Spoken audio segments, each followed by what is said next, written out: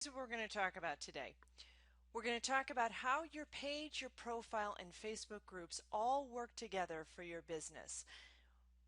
They're very integrated, and we all know that Facebook reach is going down a little bit, and I'm going to talk about that and show you how these can give you more exposure. Where to find good content for your page and how often to post. This is one of the top questions I get all the time, and I'm going to give you some resources for that. Some key ways to grow your fans initially. We want to get your fan base up, and then beyond that, how you're going to grow and get more visible. We're going to talk about that and the latest Facebook trends for getting more visibility there. So I don't really have to convince you probably that Facebook is still where it's at, since you might be listening to this webinar to find out more about how to use Facebook. But I do often get that question. Has Facebook jumped the shark? Is it dead? Is it over? Facebook is still where it's at, and this is a fairly recent study, and it's still holding steady versus all the other sites. There's definitely some growth and faster growth in Instagram certainly, but that also ties really well with Facebook since Instagram is owned by Facebook. So there is some growth in other places, but Facebook is still the primary social media site for adults. Now, if you are targeting like young teens, if that's your market, then you may want to rethink this. But Facebook for primarily is where you want to be for most demographics. Let's talk a little bit about Facebook pages. There's over 1.4 billion users on Facebook, so it's still, like I said, the place to be. 50% of active users log in every day. Now, these stats might be a little bit older, but I think it's just fascinating. When you talk about younger people, 48% of 18 to 34-year-olds check Facebook when they wake up, and some of them do so without getting out of bed. So you're really getting into bed with your customers. 56% of users who are fans of a page are more likely to recommend a brand. So you're really tying yourself more to your customer. You're popping up in places where they're spending time. People are spending more and more time on Facebook. I think the trend is up from one of the studies I saw before that was half an hour a day on Facebook. I think it's higher than that now. So you're just staying top of mind. That's why it's important to be on social media. And people worry about, being able to maintain it and worry about negative comments possibly. But people are already having conversations about your brand somewhere. And I think it's better to be a part of those conversations rather than just ignore them. So you can have those deeper conversations with your customers. They can tag you and connect with you. And it's digital word of mouth. It's awesome. So let's talk about using all areas of Facebook. Primarily what people think about is using a Facebook page for business, and you still do need a Facebook page even if your business is primarily yourself. If you're like something like where you are the brand, such as a speaker or an author, I do suggest that there's still good reasons to have a Facebook page. But you may be the type who uses your personal profile a little bit more. You maybe open and have people subscribing to you and connecting with you there. If so, that's great. I still think there are some good cases for using a page. I'm still recommending people use a page, but maybe you aren't as fond of using your personal profile for business. You worry about the privacy. There are ways to control that. And what I tell people is if you go to a networking event and you are there as your person, you're there as you. And so a lot of people will want to connect with you. You're not there as a logo or a brand. So there are people who do just like to connect to people personally. Facebook groups you have to use as your personal profile. A page cannot be part of a Facebook group, and there's a lot of amazing groups out there happening right now, and there's some really great ways you can use it as a group for your company where you have kind of a forum or a user group or a discussion group or just a fan group that likes to talk about your product or your service or your brand. So there's lots of good ways to use groups as well. But there's good ways to find customers through there, and you do have to use your personal profile to connect into those groups. So let's talk a little bit about the personal profile. Like I said, people may still want to connect with just you. And if you're familiar with the algorithm, Facebook's newsfeed algorithm, it does restrict pages from being shown. Just because you have a post doesn't mean that you're going to get seen by every single fan you have. They have an algorithm that calculates the age of the post, how engaging that post is. If it's got a lot of activity on it, it might have a better chance of being seen. If someone has interacted with your Facebook page more often, then Facebook takes that into account and shows people who are active with your page more the ways that they can be connected to your page, or the pushes that into the news feed. So but personal profiles have a bigger chance than pages of being seen. So there are some good reasons to use that personal profile to occasionally post about your business.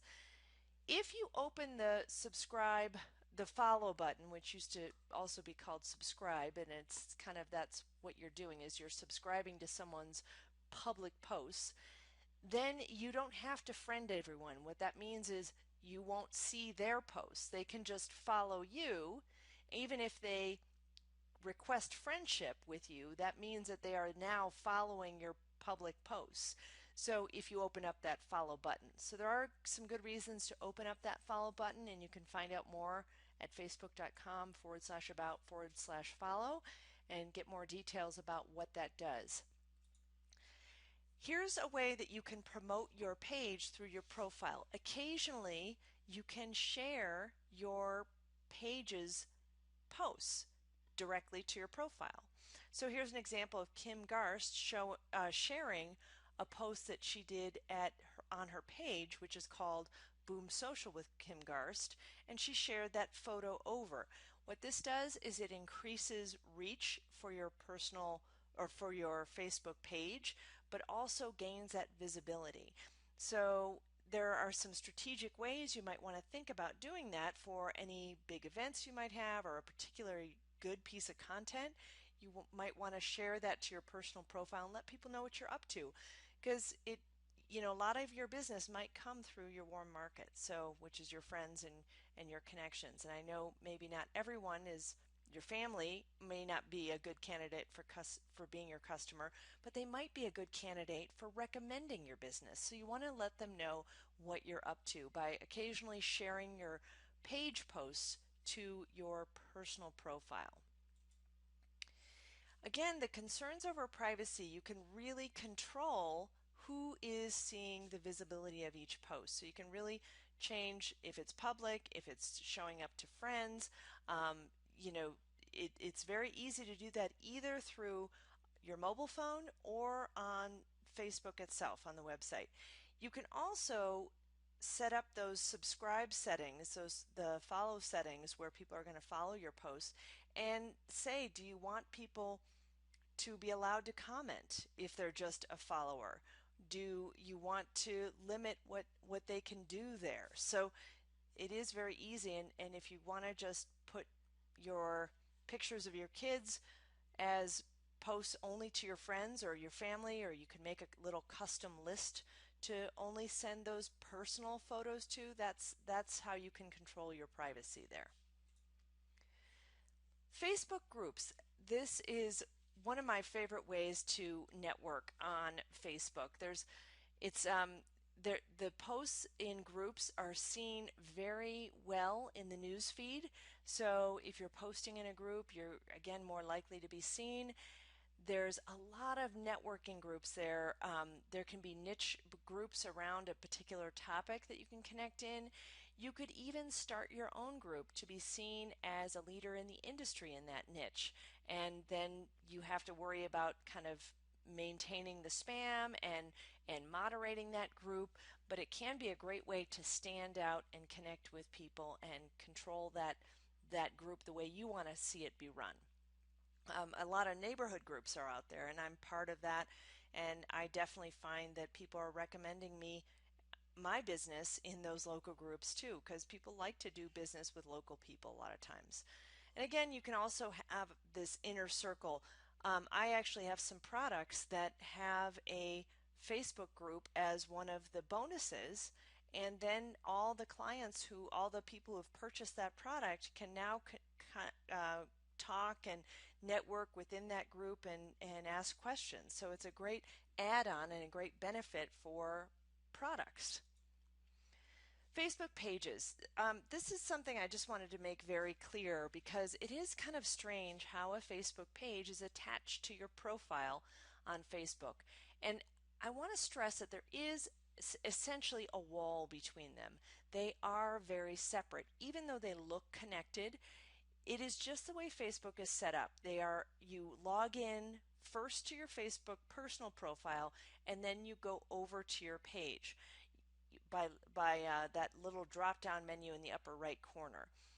So you can act as your page while you're on Facebook and log in and out of your page, and people don't know which profile is attached to your page as an admin.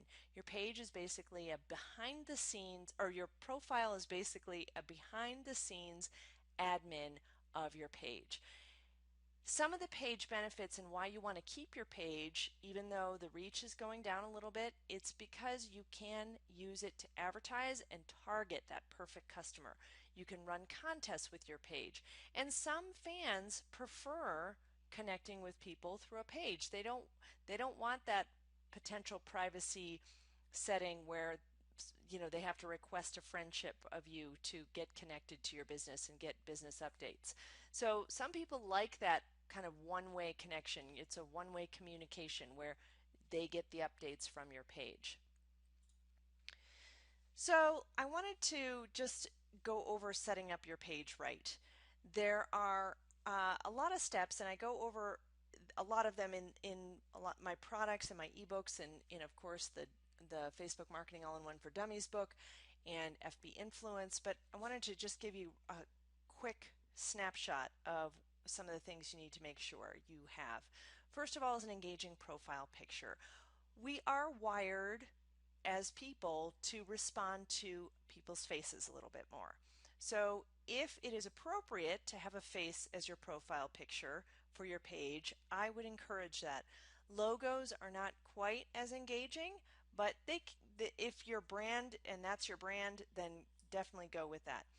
You need it to be at least 180 pixels by 180 pixels wide, and you want to have a well-designed cover photo and sized properly. So I also like to suggest having a tagline on there, and make sure that tagline is positioned so it's not hiding behind the profile photo or not hiding behind the words that go over the bottom of the photo. So keep that tagline up more centered and to the right in your cover photo if you can. The keyword rich about page is one of the biggest mistakes that people make when they are setting up their page. They have a very little amount of information on their about page, and when you set it up initially, you're kind of encouraged to just have a quick little summary and maybe a slightly longer summary.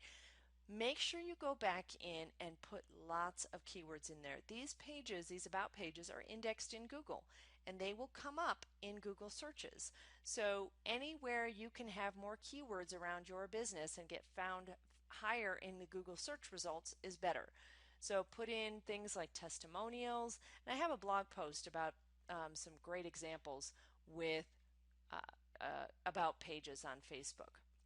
So you can go to my site and search for that about page.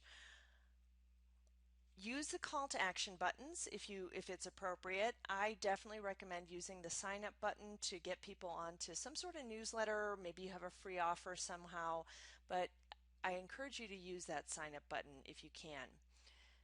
Add apps that make your page a little more interesting. You can bring in things like your Instagram feed. You can bring in your contact form. You could bring in like custom apps that really kind of highlight a particular product or service. You could even have a whole storefront on your site. Adding apps isn't totally necessary, but it's nice to spruce your page up and make it look really interesting and engaging, keep people there. Here's an example of my Facebook page, and you can see I've got my tagline up. It's so it's a little up and to the left because the way I laid out my page, I was kind of looking at it. So you can see that the Andrea Vol ink is there below, and that covers that bottom part of that of the cover photo. So you want to have that area clear if possible, so that's really readable and looks good.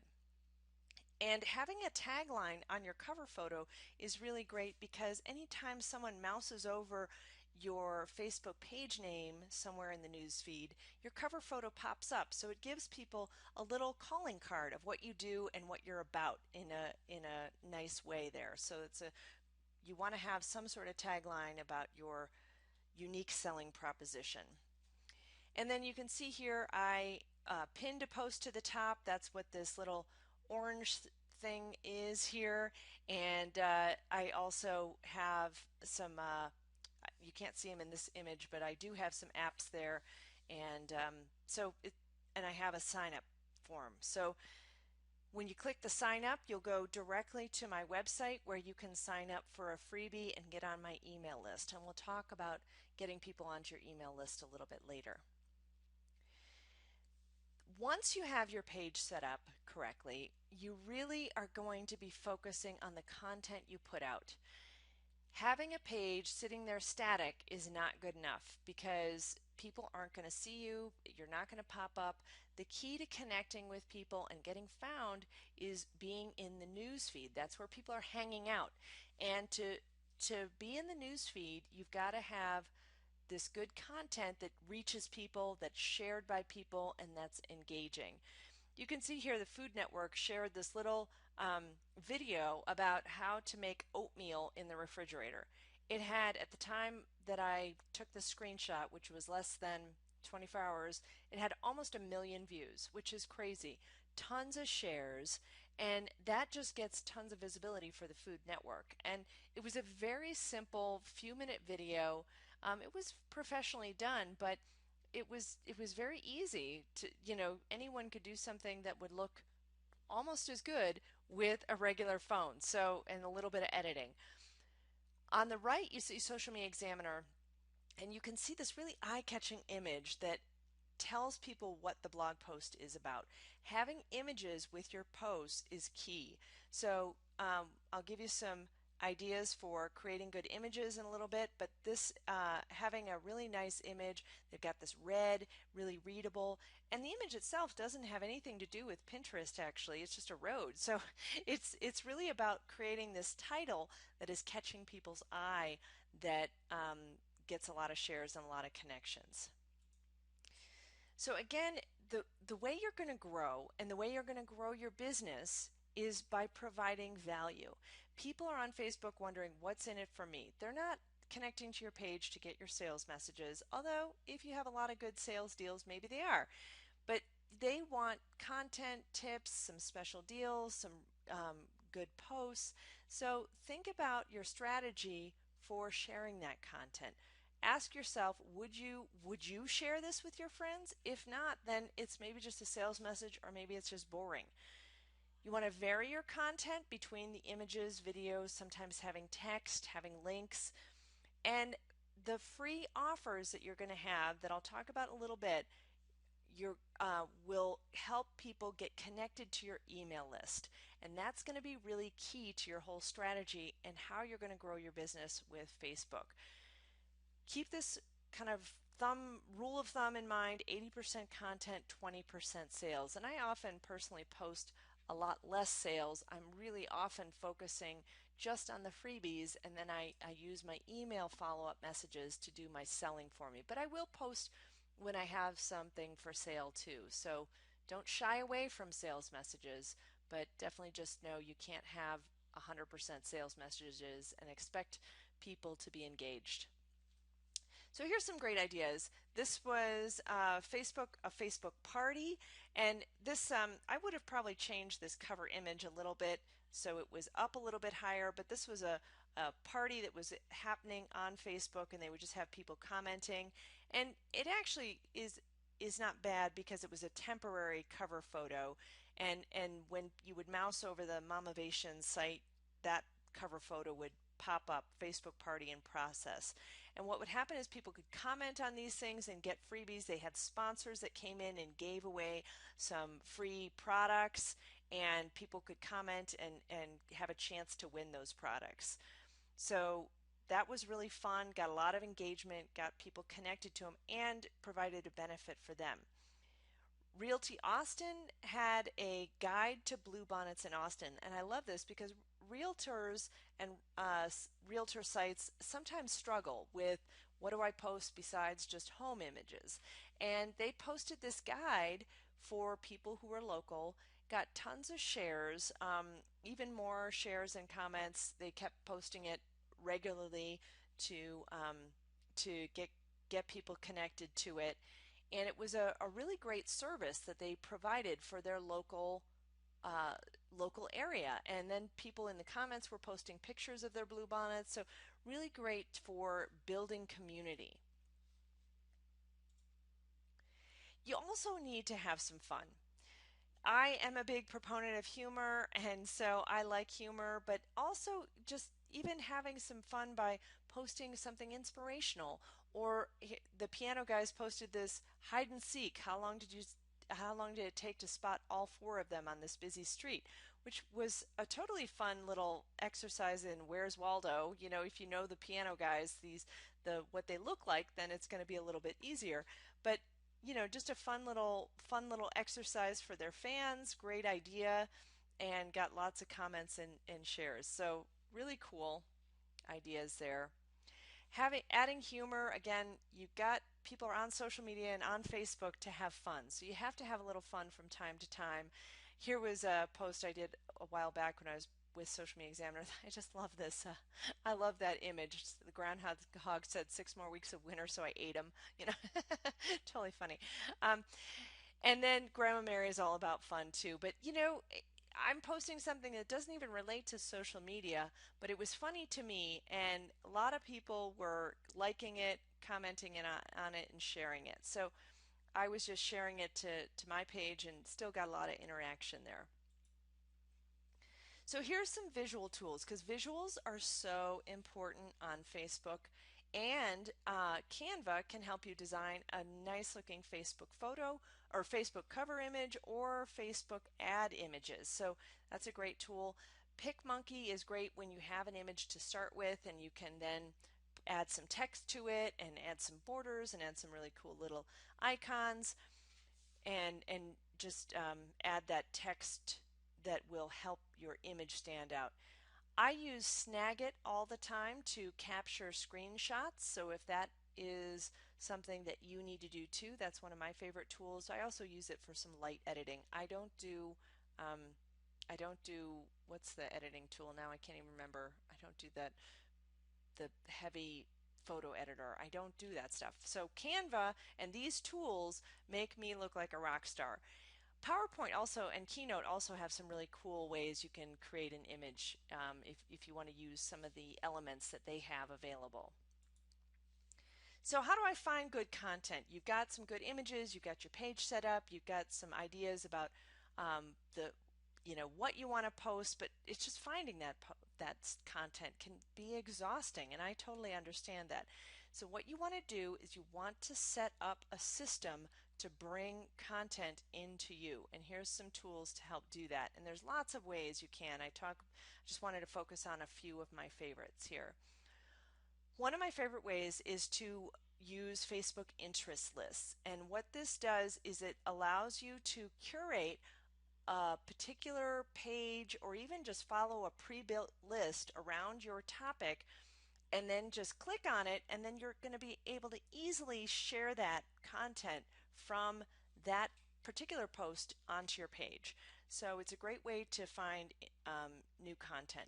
Feedly is a site that I love to bring blog posts that I'm interested in all into one place. I can see exactly what's new with just a glance, and then I'm able to dive into that particular post and that site right from the tool and then decide if I want to share that out. Buzzsumo is a really cool tool for doing some searching and finding out content that's already doing well out on social media. And then I also like using Twitter lists. If you're on Twitter, it's a great way to find some content. If you're not a big active Twitter user, then there's lots of other tools out there. Um, and I'm just going to do a little honorable mention to Post Planner, which is another tool I love. So again, so many great ways, but the key is to find a system that works for you. Go out and check your content sources and then maybe do a little scheduling with your posts so you schedule them out during the week. The interest lists are on the left sidebar of your personal profile. They are on your personal profile. So you can go to your left sidebar when you log in, and under interest, you can click more. And if you haven't set up any interest lists or followed any interest lists, you're not going to see anything here on the right side that I see. These are the ones that I've followed or created. And I can click on that list and go see what's new.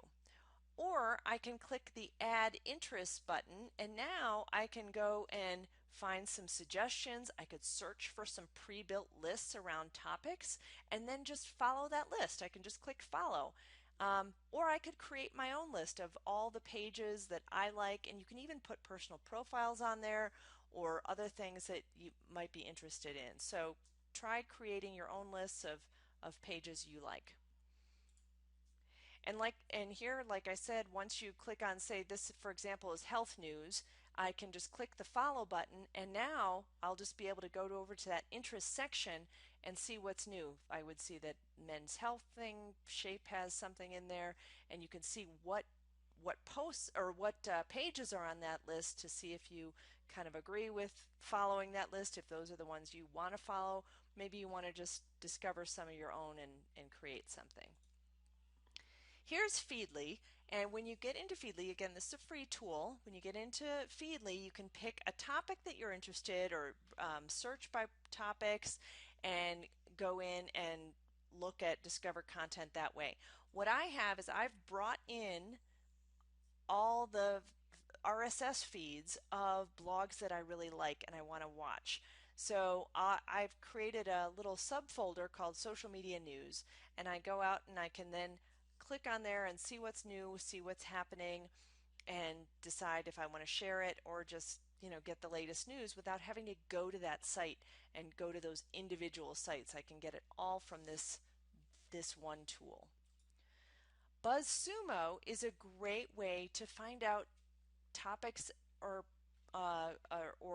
posts that are already doing well. So you can go into Buzzsumo. Again, this is a free tool, but they have a paid option to see more content. So I could search on, say, Facebook contests, and I could see, okay, what posts are getting a lot of shares already on Facebook around the topic of Facebook contests.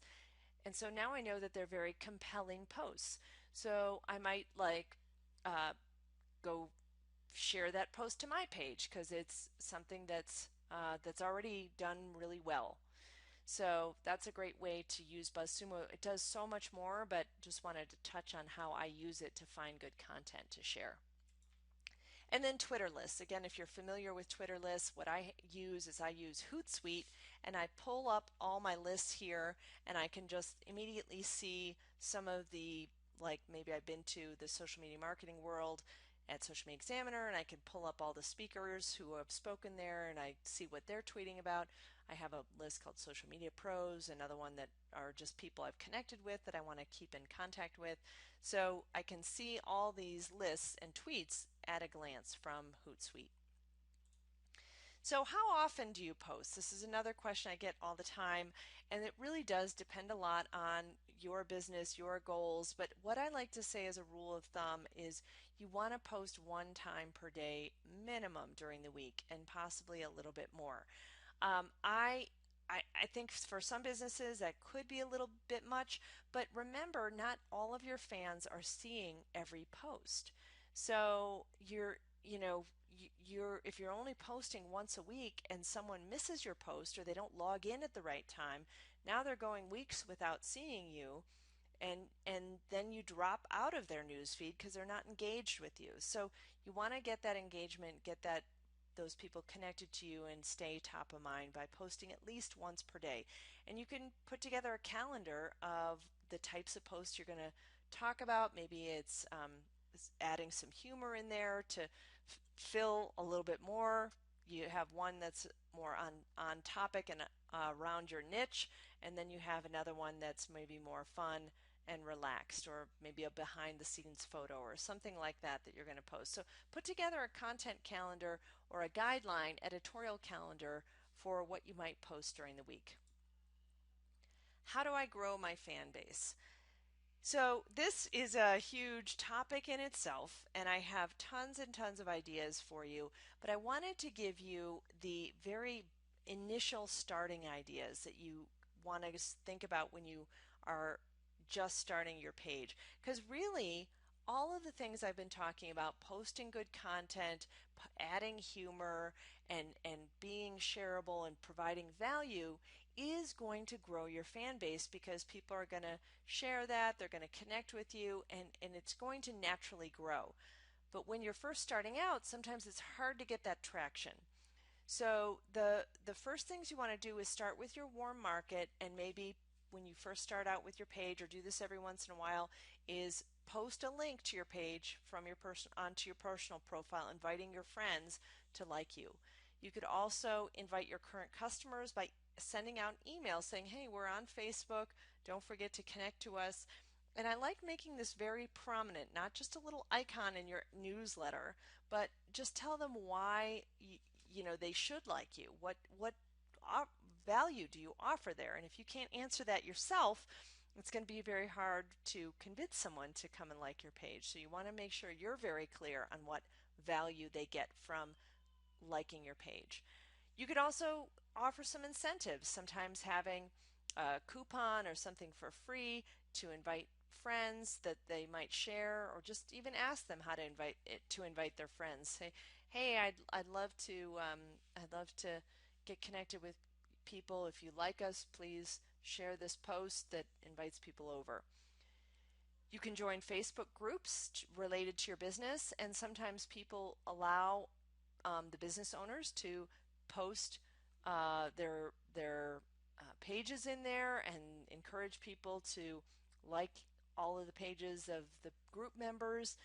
Make sure you know the rules of the group, because sometimes people really don't like when you just join a group and then all of a sudden, hey, come visit me and visit my website and like me and whatever.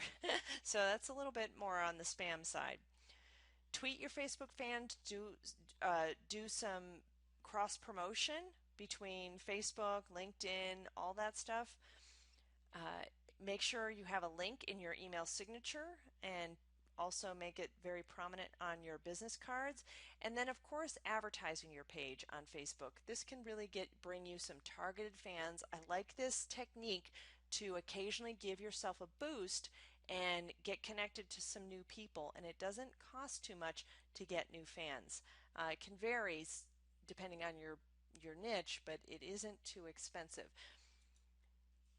Here's how you invite your friends as well from your page. You can go to your page itself, click on that little three dot button near the liked area, and select invite friends.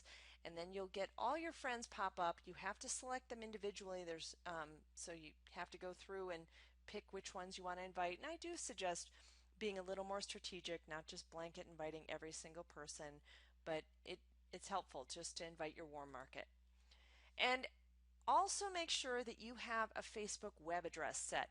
You have to be very, very careful when you're setting this, because you can only change it one time, and sometimes you can't even change it one time. So make sure you are setting it exactly the way you want. There's no misspellings.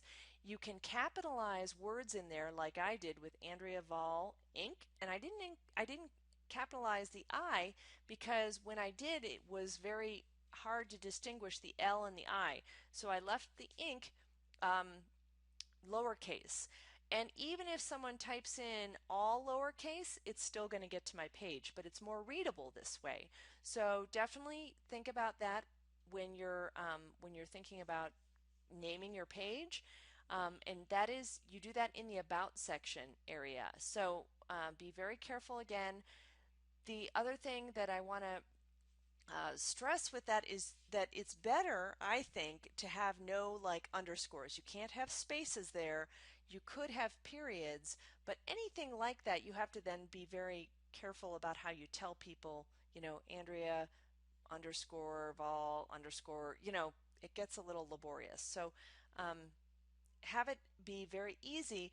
And what this does for you is it makes it easy for you to tell people how to find you. It's not this super long URL that you get as a default when you first sign up for your Facebook page. It's a very easy address. It's very short for your business page, and it's very short in anywhere you have it in any promotional material. So set this Facebook web address. I've had people say, well, just search and find me on Facebook. And I'm like, well, now you're making me do all the work. Make it easy for people to connect to you. And the search doesn't always work right. Even if I type the person's exact Facebook name, Facebook page name, it doesn't always come up. The search is a little flaky. So don't rely on Facebook search. Make it easy for people to get to your page by setting your web address. How do you improve the visibility? And like I've mentioned, reach is going down for pages. Of course, one of the easiest ways to improve your visibility is to use Facebook ads, and you can promote then exactly to the perfect people you want to promote to. And I do like that strategy from time to time, but I understand that people have budgets, they have other things to spend their money on. So you want to also focus on improving your visibility organically and using the techniques that are going to work best for organic engagement. So let's focus on that for this next part here. Videos are getting much higher reach and much more visibility on Facebook, and you definitely don't need to make it super professional. It's okay if you have a real casual video, but let me give you some ideas on what kinds of videos to have. So one of the things we do over at Social Media Examiner, and I do on my page as well, is to create these little quick tips that are videos. And we do a screen share with it. I use a product called Camtasia to create the screencast. There's also all kinds of other screencast videos out there. You could even just use your mobile phone to give a quick tip with you talking is totally fine. Just teaching something useful will be a benefit and answer that question, what's in it for me, for your audience. So it's very easy to do. Empower people. People love empowering messages. When they get some inspiration, that definitely gets more shares, likes, and comments. Marie Forleo regularly does that, and one of the things I've noticed is that her Facebook videos, when she shares them and uploads them directly to Facebook, they get more reach. And this happens across the board, but especially I was comparing hers between YouTube and Facebook and noticed a big difference. So anytime you're doing any Facebook video, you want to upload it directly to Facebook, not share a link from your YouTube. You can also strategically boost that message, but what's happening here with Dove is that they're talking about these little girls with curly hair. I watched this video and I even just started crying because it was so inspiring. But look at how many people shared it. They did boost it and promote it, but it also got tons of shares and made that reach go even farther. 1.5 million people saw this video as at the time I took this screenshot. Entertain is also fun. BuzzFeed video, if you are familiar with them, they have a lot of funny, hilarious videos, and just make it really fun. You can do featured videos and playlists. If you use that featured video technique, it's on the videos tab. It shows up more prominently on the main Facebook page in your about section. So that's how you can get that one video showing up more prominently, is just by setting it as a featured video. Then you can also set up playlists. So that's a cool feature that Facebook video has. So here's some best practices. Keeping your video short is always good. 2 minutes or less is best. You don't have to hire someone, but try and make it professional with some good editing and good lighting especially, and make sure the sound is decent too. Get a microphone, they're not expensive. Have movement within the first 2 to 3 seconds. That helps people see that in the newsfeed. A lot of people still have autoplay on their video, so definitely think about having some movement rather than just a static image. Number two, to get more visibility, and this is kind of a counterintuitive tip because I'm talking about growing your email list versus getting more visibility on Facebook. And what I feel like the biggest strategy that you need to be thinking about is to use Facebook to grow your email list. I'm going to talk about this a little bit more. So when it comes to like fans and leads, this is kind of the funnel. So you've got that big pool of all the Facebook users out there. Some of them are going to become your fans and they're going to like your page. Some of them are going to take it a step further and become a lead. And usually when I'm saying lead, I'm talking about an email subscriber that's opted in and said, I want to connect to you on a deeper level. Your definition of lead may be different. If you're a local business, sometimes it's hard to distinguish that. They may come into your store and that's kind of a lead. They might call you up or whatever that is and they're asking about your products, so that then is a lead. So you have to define what lead means for you, but usually having them on your email list means that you've got a deeper connection with you. And and then from there you've got the sale, of course. And so it's very difficult for a Facebook user to jump right to the sale. A lot of times they're not looking for your product, but sometimes you can use some targeting to have that jump and that leap. But I used to tell people to kind of go along the progression a little bit more, but now I am kind of encouraging people to jump over the fan process sometimes and go right to email subscriber by using Facebook ads to advertise your free opt-in. So I'm not going to dive into all of that right here because that is a huge topic in itself, and I've got products that talk about that topic more. But I just wanted to kind of plant that seed in your head, is that you can jump over the fan process and go straight to a lead, and then maybe go back up to the fan by asking them to come and like your page later or whatever it is. But Facebook is a great repository of some people who would potentially be interested in your product. And if you offer them something good and boost it out through a Facebook ad, you can often have really, really great results. And I've seen it over and over and over.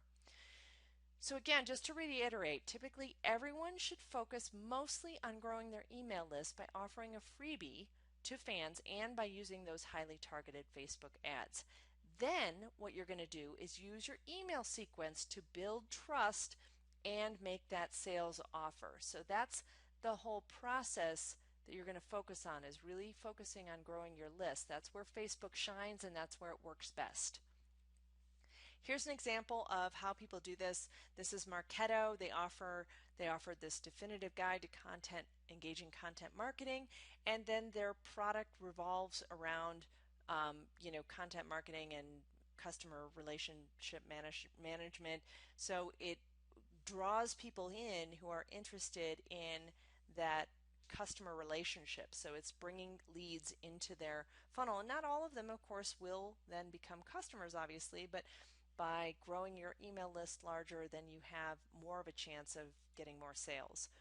Here's an example of a client of mine, and I have other webinars where I've done a little case study about her, but she had a legal video series that got great opt-ins, and this was a freebie that she offered, and she did a series of free offerings, and then at the end of her free offerings she then sold a product that was around protecting your business legally. But during that whole time she offered tons of value in the free series of products that she had, so people got a lot of value out of it, and then knew that if they wanted to buy the product they would get even more value. So great way to use Facebook and use Facebook ads in particular. And when you have a good offer, your Facebook ad can go viral. That's the cool thing, is that people can share your ad. They can, I mean, like, who shares advertisement? I mean, can you imagine, like, you get ad in your direct mail, or you get, ads or spam in your direct email and you send it out to people? I mean, it definitely is a great way to get more exposure, and it's free too, that part of it. So you pay for the ad itself, but then that extra exposure is free. So another way to get more engagement, get more exposure out there, that I love this technique, is just to do things like ask for help and ask for feedback. People love questions. They love to help. We need your feedback. Which one do you like better? What do you recommend? Share your best tip. That helps get people engaged with your page, and what that does is then make sure that your page is going to be seen better in the newsfeed to those people. So here's some good examples of that. Tim Ferriss, he was posting about, he wanted to find out where he could go skateboarding in San Francisco. 82 likes. He got tons of comments on there, and so his audience really wanted to help him. Another example is from Michael Hyatt. He had a new podcast cover and he wanted his audience to help choose it. Now, when you do that, they're going to be more interested in listening to your podcast, or listening to, or engage with that particular product. So it's a great way to get your audience involved in what you're doing and in your business. Dr. Oz, he was posting about some home remedies, and then he said, what's your favorite home remedy? Tell me in the comments below. So asking those questions is good.